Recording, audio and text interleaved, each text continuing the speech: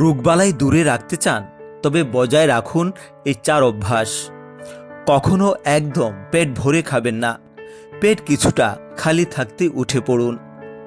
খিদে লাগলেই খেতে বসে যাবেন না, বরং মাঝে মাঝে পানি খেয়ে ক্ষুধা নিবারণ করুন।